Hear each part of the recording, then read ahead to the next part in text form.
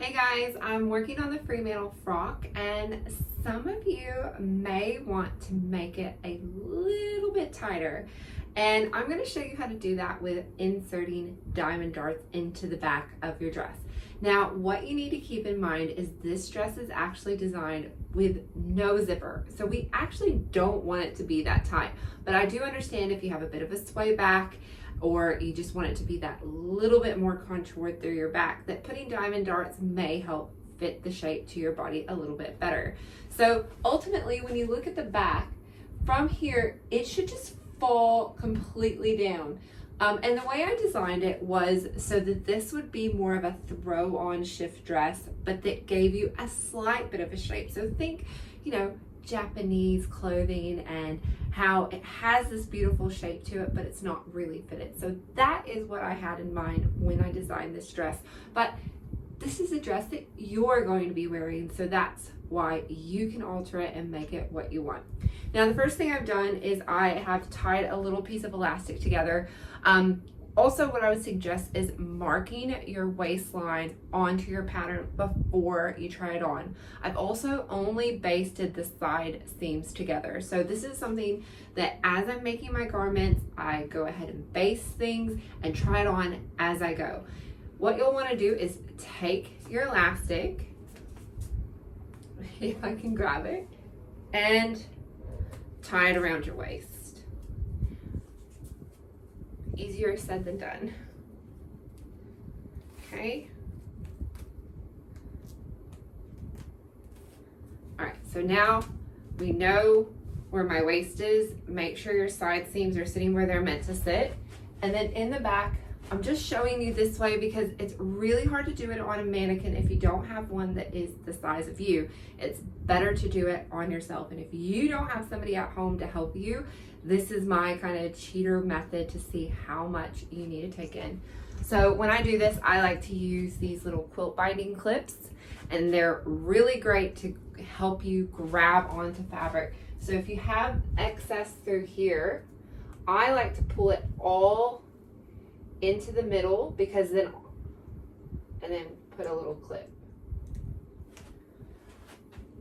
Okay, so once you have that clipped in there, then what I would do is I would take something to mark with, like a water-soluble marking utensil, and then I would grab where it's been pinched and I'd mark on either side.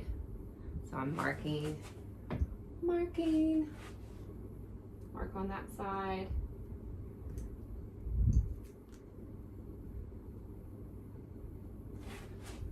All right, so this is going to be the total we want to take out of both diamond darts.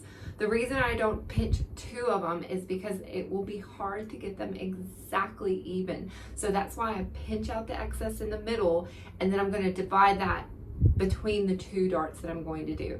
So now we're going to turn around and we're going to look at our actual pattern piece and how we're going to convert what we've taken out of the back onto our pattern piece.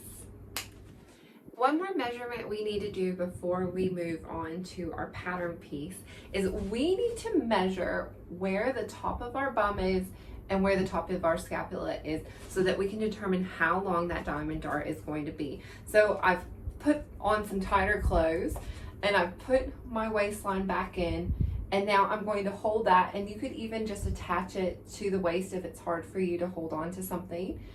And then just measure to where the top of your bum is.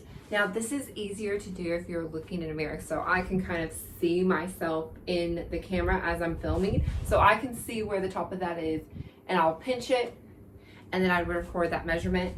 And then the same, you can even feed this through the elastic just to have something to help you hold, and come up to where your scapula is. So that's where my scapula is, and then grab it, and then that's how long it's going to be. So use this as something to kind of help you hold in the measuring tape as you measure up and down, or if you have a little bit of mobility issues through your shoulders, you may need to get somebody to kind of help you take those measurements. But this is the top and the bottom of the dart that we're about to create on the back of our pattern. This is the back of the dress, and this is where I've marked, I put a pin in there where I marked it when I had it on. Now what we're going to do is we are going to measure from here to the fold and see how much that is. And that is 1 inch. So we're going to be, so the total of it being taken out is 2 inches. So that whole fold is 2 inches, but that means that over here we're going to do a 1 inch, and over here we're going to do a 1 inch. So we don't need the dress anymore. All we needed was that measurement. And we're going to come over here to our pattern piece. And our shortened lengthened line is also where our waistline is going to be. So we are going to first, I like to have it right about there where the gray line is, or you can even move it over kind of more to the center between these two of your back. Okay, now my measurement was 8 inches and 8 inches. So I am going to draw a line 8 inches down that way and 8 inches up this way. Okay, and then my distance between them was 1 inch. So I'm going to mark 1/2 inch on each side. And then I will draw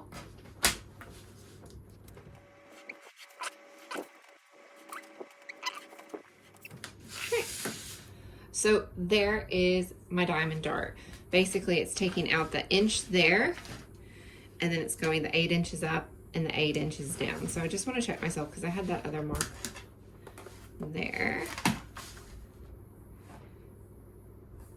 Yep, that's correct. And then what you would do is we are going to unpick this, just clip it and rip it because we basted it.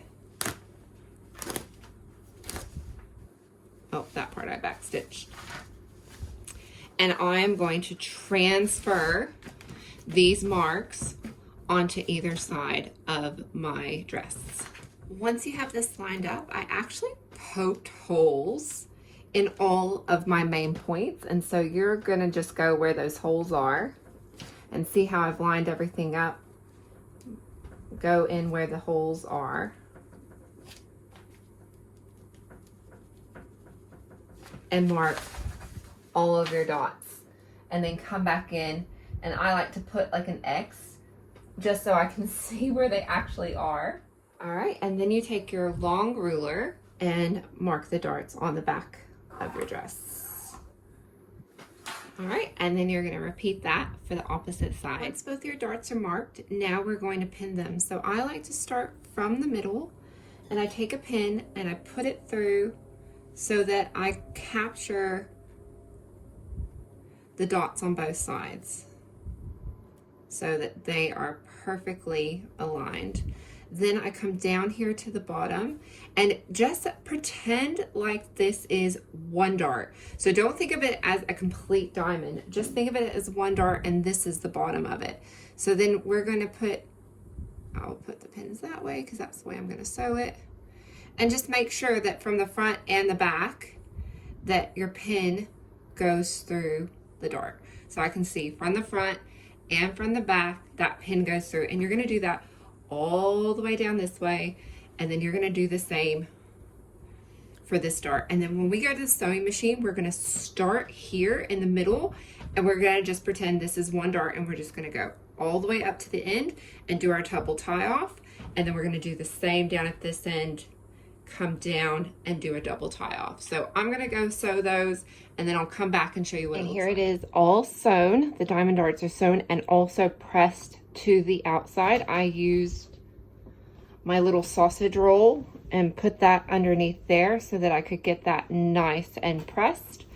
And then this is what it looks like from the other side, how it's just kind of nipped in and then comes back out. So that is how you add diamond darts to any of your patterns.